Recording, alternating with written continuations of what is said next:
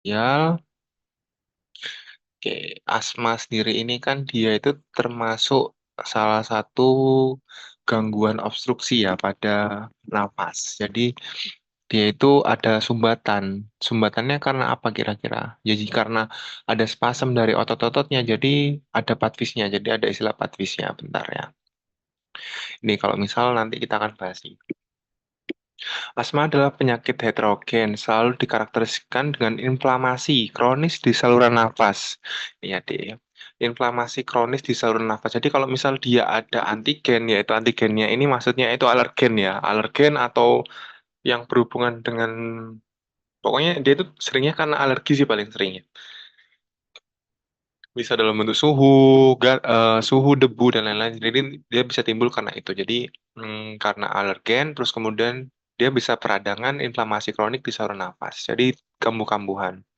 Terdapat riwayat gejala respirasi seperti mengi, ngik-ngik tadi ya, sesak, rasa berat di dada, dan bentuk intensitasnya berbeda-beda berdasarkan variasi keterbatasan aliran udara ekspirasinya. Jadi ekspirasinya jadi kayak susah gitu, jadi susah, susah buat keluar. Makanya tadi bunyinya mengi-mengi tadi ya, karena eh, udara yang mau dikeluarkan itu dia nggak bisa keluar, jadi turbulen di area paru, jadi yang mengi tadi.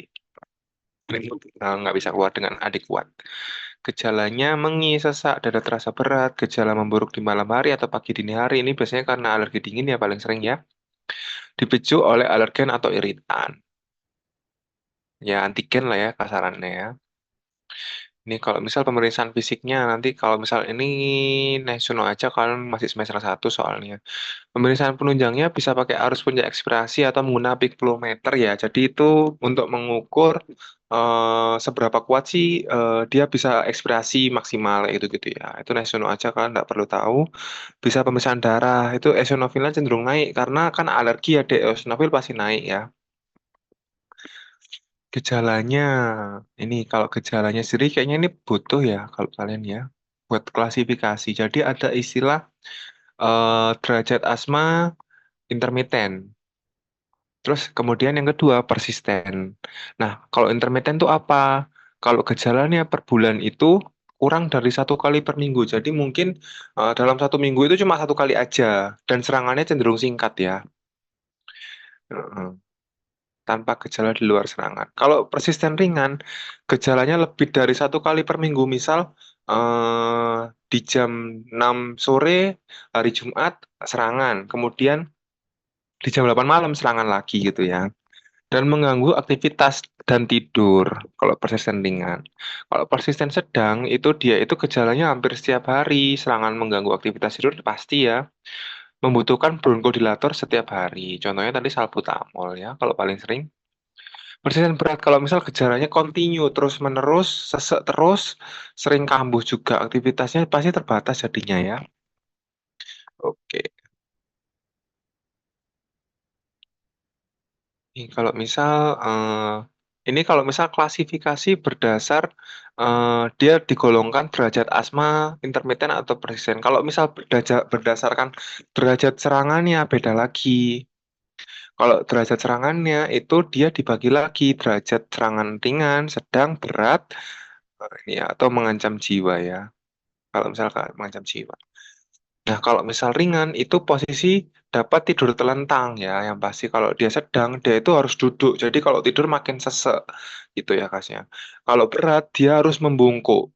Jadi biar oksigennya biar terserap lebih banyak, dia itu cenderung untuk posisinya lebih merendah gitu ya, rendah dari oksigen pada umumnya. Berbicaranya satu kalimat mungkin juga gelisah.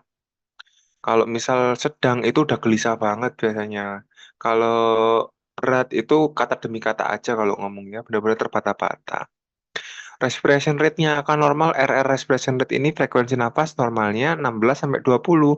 Kalau ringan dia masih di bawah 20 dek biasanya jadi nggak kelihatan banget kalau dia lagi serangan.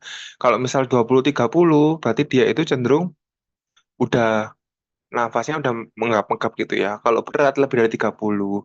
Kalau dari kasusmu, bentar aku lihat ya. Mm, mm, mm, mm, mm, mm. Nih, jika conducted, conducted a physical examination are found the patient be conscious. The vital sign-nya tensinya segitu. Heart rate-nya 100 kali per menit, RR-nya 30 kali per menit. 30 kali per menit berarti bisa masuk sedang ya. SpO2-nya 97, examination-nya head and neck reveal JVP-nya kurang dari 5. Ini kenapa dicek JVP, Dek? Berarti dia takutnya nanti ada kemungkinan ke gagal jantung ya. Cuma kan kayaknya nggak mungkin, ya masih usia muda. Kalau misal JVP ini biasanya dilakukan untuk pemeriksaan gagal jantung. Gagal jantung kanan itu juga sesek ya, Dek, biasanya. Dan JVP-nya naik lebih dari 5 cm. Thoracic examination show prolonged expiration. Ini ya. Jadi makanya dia ekspirasinya memanjang. Karena itu tadi. Karena ada sumbatan. Nanti tak jelasin patfisnya ya. Dan ada wheezing. There was no edem di extremities. Jadi ya emang di ekstremitas kayak edem, tapi di parunya bengkak ya. Identify unfamiliar terms. Jadi kata sulit between ini ya. Oke, penulisan. Kalau lanjutnya identify cluster unfamiliar, terus kemudian what of the purpose of bronchodilator, nanti kita bahas ya, Dek. Oke. Ini dulu ya. Jadi bisa dia masuk sedang atau berat. Kalau misal eh, masih ragu, diagnosnya bisa nulis aja asma asma bronkial derajat sedang berat, itu enggak apa-apa.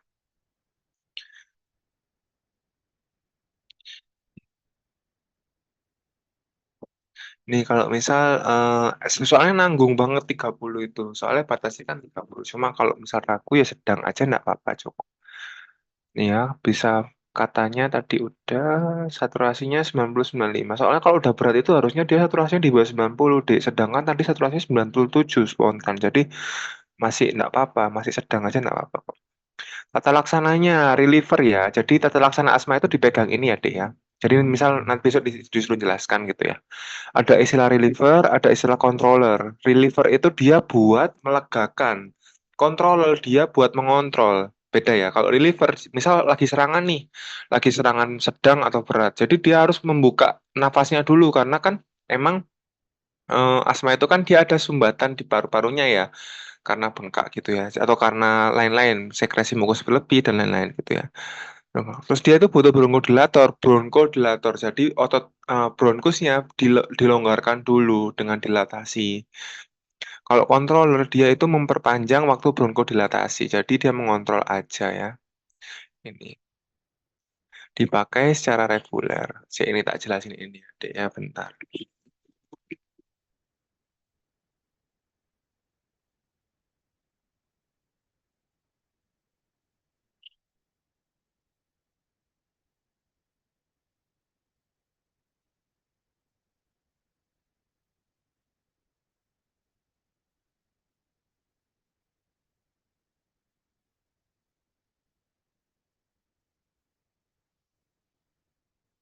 Nih, udah tak buatkan patvisnya tentang asma ya Dek. Kalau mau difoto ya monggo. Bentar-bentar.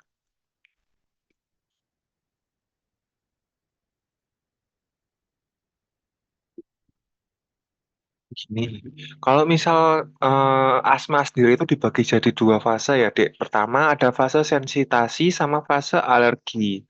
Jadi fase sensitasi ini bisa disebut dengan fase awal-awal atau pengenalan ya. Jadi misal nih ada orang ada alergen yang masuk, misal debu dan lain-lain, ditangkap oleh seseorang, ditangkap yang pertama kan oleh makrofag ya. Makrofag dulu, dia itu makrofag sendiri kerjanya sebagai APC atau antigen presenting cell. Kemudian APC ini tadi langsung bilang ke sel helper. Sel helper kemudian berproliferasi lah, membentuk sel helper 2. Sel helper 2 ini nanti teraktivasi, dia akan makin banyak, dia akan mengaktifasi sel beta. Sel B lah ya, sel B, sorry. Sel B. Nah, sel B tadi kan dia kan fungsinya akan yang banyak ya. Salah satunya adalah mengeluarkan IgE. IgE nanti tujuannya kan untuk merangsang sel emas ya. Nah, ini kalau misal masih yang pertama. Kemudian kalau misal ada alergen lagi yang datang, jika ada alergen lagi yang datang, dia akan masuk fase yang kedua, fase alergi namanya. Fase alergi itu akan misal ada antigen. Antigennya ini maksudnya alergen ya. Alergen kemudian akan langsung berikatan dengan IgE, jadi dia nggak sama makrofag lagi. Jadi langsung dengan IgE, Ini kan bisa dibilang sama memori ya, T-memori ya. Kalau kalian nanti kalian belajar tentang hemato, itu nanti sel THP ini kan T, ya dia itu sebagai memori lah ya istilahnya. Akan mengeluarkan langsung sel emas, dan sel emas akan langsung degranulasi. Degranulasi kemudian akan meningkatkan di sel emasnya apa di area paru-parunya. Itu yang pertama dia akan meningkatkan kerja dari sel goblet. Sel goblet di paru itu tujuannya buat sekresi apa namanya cairan mukus. Nah, sedangkan kalau sel gobletnya tingkat kerjanya dinaikkan, otomatis kerja sekresi mukusnya meningkat ya. Mukus, sorry. Nah, kemudian yang kedua yang terjadi patfisnya itu dia ada spasme otot. Spasme otot pada area-area paru-parunya. Makanya tadi bronkusnya cenderungnya eh, apa area paru-parunya ngik karena dia itu ada apa namanya penyempitan di area paru-parunya. Terus nggak cuma itu aja, di permeabilitas kapilernya itu juga ada peningkatan. Jadi di area parunya ada edem, deh. Jadi bukan hanya spasme ototnya aja yang meningkat, tapi sel goblet juga mensekresikan mukus ya maksudnya, sorry. Kemudian permeabilitas kapilernya juga menyebabkan edem. Nah, ketika lumen bronkusnya udah menyempit, itu akan sebabkan namanya asma yang disebabkan oleh gangguan obstruksi. Karena asma ini termasuk obstruksi ya. Obstruksi yang bisa kembali. Sedangkan nanti kalian akan belajar ada penyakit obstruksi paru yang nggak bisa kembali. Contohnya apa? PPOK. Kalau asma ini dengan bronkodilator, dia akan bisa kembali seperti semula. Beda dengan PPOK gitu ya. Ini jadi kesulitan ekspirasi. Nah, bronkodilator itu kerjanya gimana emang? Dia itu di reseptor beta 2, dia itu di smooth muscle-nya, di otot polosnya yang ada di paru. Kalau misal dia bisa dirangsang dengan bronkodilator, dia itu akan jadi relaksasi otot di bronkusnya. Jadi dia melebar, kemudian nafas bisa keluar masuk dengan adekuat kembali. Jadi dia nggak sesek lagi, gitu aja gampangannya. Ada yang tanyakan nggak, Dek, kira-kira tentang patfisnya? Aman?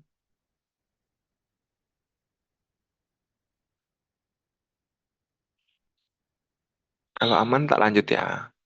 Gampang sih sebenarnya asma ini. Asma itu kalau ditanya ya dia penyakit paru obstruksi yang bisa kembali seperti semula. Soalnya dia itu dengan bantuan bronkodilator, dia itu langsung balik lagi gitu ya. Bisa balik seperti awal lagi. Jadi nggak yang meninggalkan sequel gitu, enggak.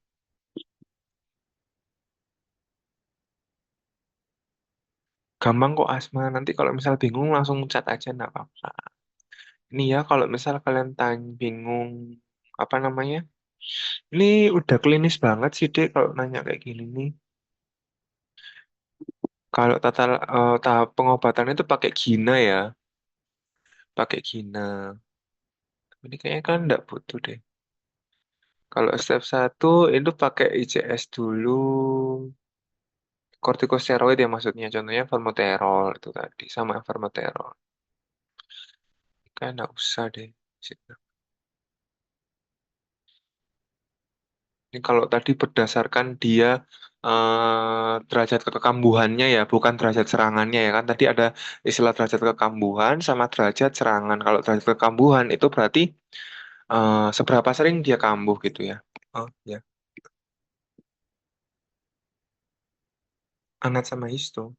Sebenarnya sama kayak paru biasa, Dek. Kalian udah pernah belajar anat histo paru enggak? Bentar ya.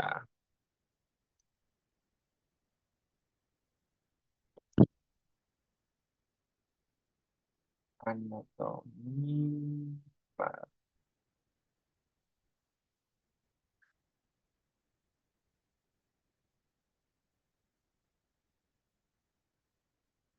Wait ya. Aku cari gambar yang pas dulu. Anatomi paru tuh enggak susah sih. Cuma, oh ini jelas. Tapi kecil.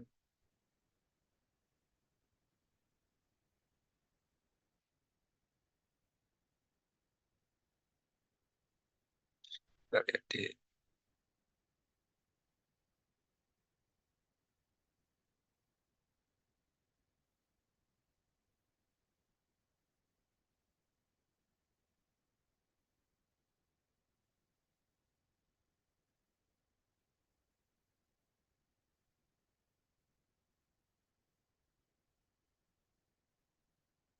Mana?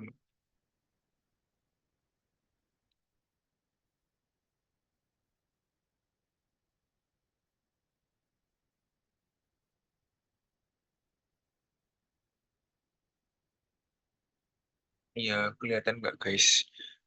Jadi kan ingat ya kalau misal eh, eh, eh, kalau nafas kayak gini, jadi paru-paru, maaf ya aku pakai ini, nggak ada PPT-nya guys. Nanti sambil flashback aja sih. Nah, intinya sih kalau bagian atas ini keinget ya, kalau paru-paru kan di apex ya. Untuk paru-paru yang kanan kan dia ada 3 lobe ya, Dek ya. Ada superior, terus ini kalau misal superior lobe, terus kemudian middle lobe sama inferior lobe. Jadi kalau misal lobe itu lobus ya maksudnya, ya. Kalau misal yang kiri itu dia cuma ada 2 lobus. Jadi ada superior lobe sama inferior lobe. Jadi ada 2 lobus aja. Nah kalau misal pertanyaannya tadi kan kalau misal di bronkus ya. Di bronkus kan di area paru yang di dalam ya, Dik. Nah, kalau nanti kalau bronkus kan kalau di mengecil lagi kan ada bronkus lobaris ini tadi ya, ada bronkus lobaris rek superior, rek middle, rek inferior, terus ini ya, itu aja. Nah, kalau misal nanti bagian terkecil dari bronkus itu ada bronkeolus juga, jadi makin mengecil dari bronkeolus gitu aja sih. Sebenarnya sumber masalahnya cuma di sini aja, di bronkusnya aja.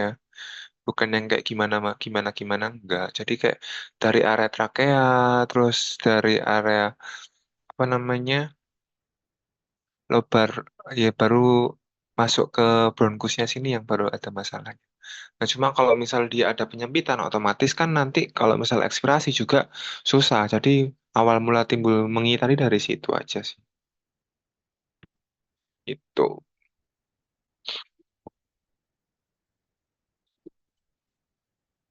kalau ya terus apa lagi ya kalau ini kalau misal di alveolar ya kan bronkus bronkiolus alveolus itu.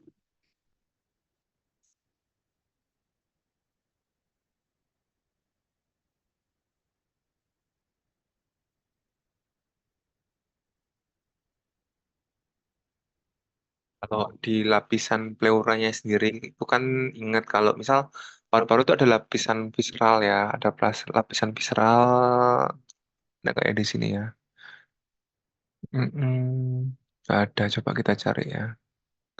Jadi ada eh, apa lapisan pleura visceralis sama pleura parietalis. Jadi kalau visceral itu yang nempel sama paru-parunya, kalau misal parietalis itu yang nggak nempel sama paru-parunya. Nanti di antaranya itu ada tempat rongga kosong. Nah, itu nanti dia menghindari biar ada biar nggak gesekan gitu ya. Cuma itu nggak terlalu pengaruh sih. Yang pengaruh kan di bronkusnya tadi ya. Itu aja.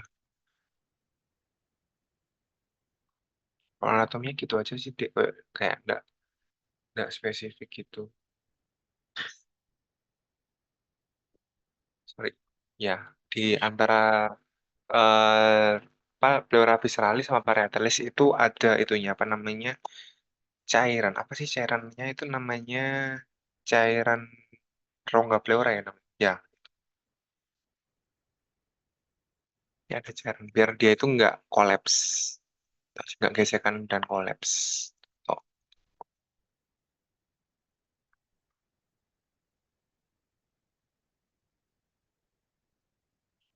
jadi gampangannya kan ada bronkus. Nanti kan ada bronkus kalau misal cabang dari tenggorok tadi kan ya, dari setelah trakea dan sebelum paru-paru. Nah, setelah ada bronkus tadi, dia itu akan nyabang lagi jadi bronkeolus. Jadi bronkeolus itu percabangan dari bronkus. Nah, nanti dia akan cabang lagi jadi alveolus. Nah, alveolus itu kan yang tempat pertukaran oksigen dan CO2 itu tadi loh, Dek. Jadi gampangannya gitu. Cuma ini nggak ada gambar yang bagus ya. Kayak gitulah. Coba cari di sini ya. Mm, mm, mm. Mm, mm, mm.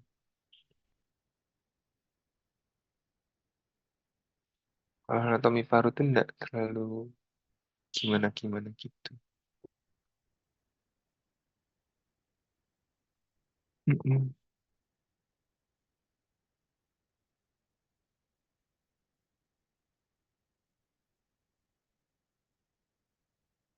Hmm.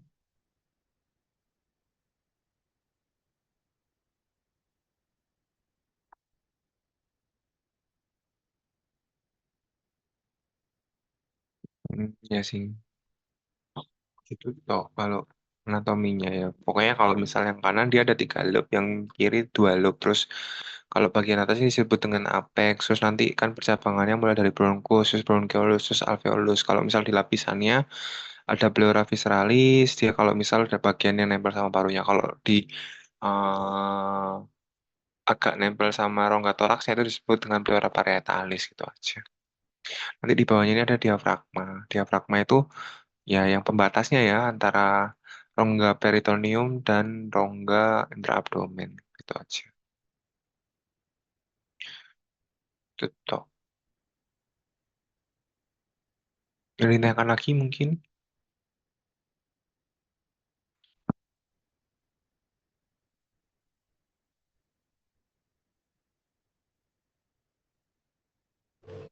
Kak, berarti Mm-mm. dia itu bunyi karena yang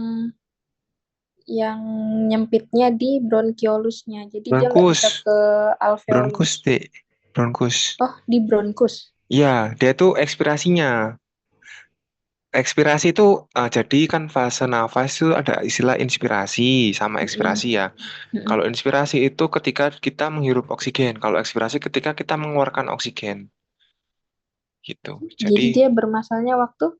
ekspirasi memanjang makanya. Oh, waktu dia menghembuskan nafasnya. Mm-mm, betul. Jadi penyempitannya di bronkus. Ya, penyempitannya di bronkus. Jadi karena bronkusnya nyempit, jadi sampai ke dalamnya itu nggak bisa. Ya, sampai nggak bisa mengeluarkan dengan adik kuat. Oh, Mm-mm, gitu aja. oke. Ya, jadi kalau ditanya yang memanjang apanya, fase ekspirasinya ya, itu aja. Ekspirasi, itu aja sih. Ada yang tanyakan lagi mungkin yang bingung. Ini sih udah klinis ya, Dik. Kalau preventifnya, ini kayaknya kalian butuh deh. Ya, hindari merokok, terekspos dengan rokok, iritan ya. Bulu hewan, polen, ini alergen. Tungau rumah, ini juga iritan. Sensitizer atau iritan. Hindari obat-obat pemicu asma seperti beta blocker, aspirin, NSAID ini. Jarang ya kecuali dia dari riwayat alergi.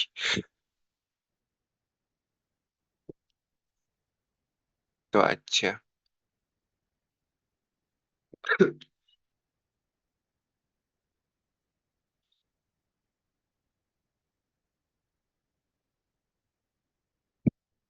Kalau ditanya sistem apa namanya kelainan anatomisnya nggak ada ya emang dia itu maksudnya bukan kelainan nggak anatomisnya nggak ada maksudnya kayak ada kan dia karena penyempitan di bronkusnya cuma kalau ditanya kayak misal gambar apa ya kayak misal contohnya orang TB gitu ya TB kan beda TB kan dia ada sequelnya jadi dia itu ada infiltratnya di apex jadi kalau misal ditanya kelainannya dalam bentuk fototorak itu pasti ada kelainan perubahan sedangkan kalau kamu cari kalau kamu cari asma di fototorak itu jarang terlihat banget karena dia anatomisnya nggak terlalu berubah banyak.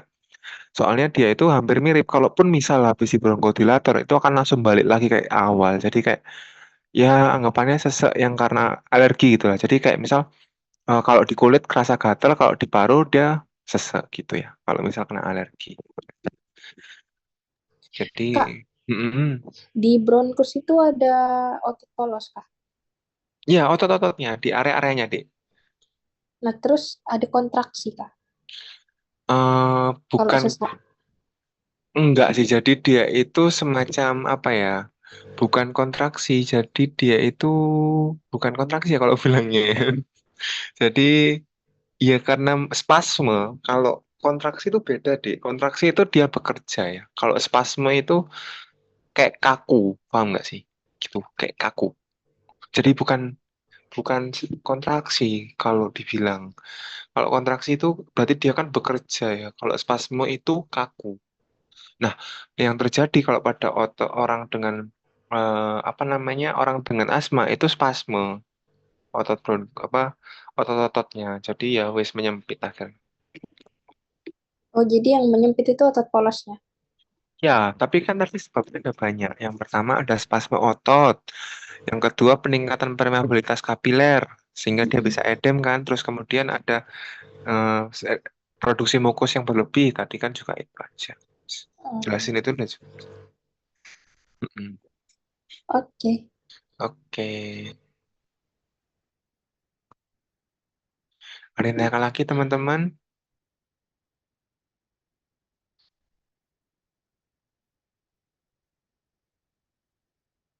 Masih gampang kah? Masih gampang ya kayaknya ya. Iya gitu aja sih guys lah asma. Jadi kayak yang nggak ada yang gimana-gimana gitu sih. Mm, mm, mm, mm,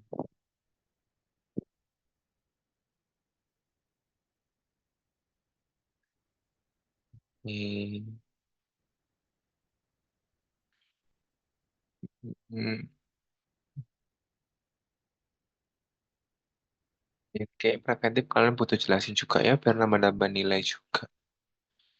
Terus apa lagi ya? Obat pengontrol asma, ya obat asma tadi ini ya. Kalau bisa kalian bisa jelasin nggak apa-apa sih. Ada pelega, ada apa obat reliever sama controller. Kalau misal reliever itu bisa pakai peleganya itu contohnya ini eh, short acting beta 2 agonis ya. Jadi membantu untuk kerja ototnya itu biar dirilekskan lagi pakai SABA namanya. Atau sama short acting anticholinergic ini bisa dipakai kalau misal pada kondisi tertentu, misal buat maintenance ya paling sering ya. Kalau misal apa lagi ya? Kalau controller contohnya pakai steroid ya Dek ya. Pakai steroid, terus bisa pakai lama, long acting anti cholinergic gitu aja. Bisa pakai methiophylline itu juga bisa buat controller ya. Itu aja sih. Ini di foto nggak apa-apa, mungkin kalian butuh nanti buat ngejelasin gitu. Ini controller, ini reliever. Tambah nilai lumayan, jadi kalian ngerti duluan sebelum teman-teman yang lain. Terus apa lagi ya? Ini derajat-derajatnya mungkin kalian butuh juga. Terus apa lagi ya? Atau tak kirim aja lah guys di grup ya. Itu aja sih. Rina kan mungkin sebelum sampai tujuan gitu. Tak kirim aja PPT-nya biar kalian baca-baca lagi buat nambah-nambah nilai. Eh, Kak, untuk faalnya itu gimana, Kak? Faalnya sih hampir sama kayak inspirasi ekspresi biasa sih, Dik. Jadi ya, udah pernah faal itu enggak? Paru enggak sama dokter yang lain? Faal Udah. inspirasi. Oh, sama aja. Kan faal kan fisiologi berarti, Dek. Bukan patfis kan ya? Iya kan, bener kan Iya, sih? Sama kayak iya, Kak. nafas paru biasa. Dijelasin aja ada fase inspirasi, ekspirasi. Jadi kalau misal udah dijelasin ya wes nanti misal dari hidung dia bisa sampai jadi ke alveolus, bisa sampai dia apa namanya mengedarkan ke pembuluh darah gitu. Ya wes gitu toh. Nanti kalau udah ekspirasi berarti dia membawa CO2 kan dari tubuh terus keluar ke ATM ke atmosfer lagi gitu aja. Nggak ada kelainan soalnya kalau fisiologi. Gampang kok asma ini.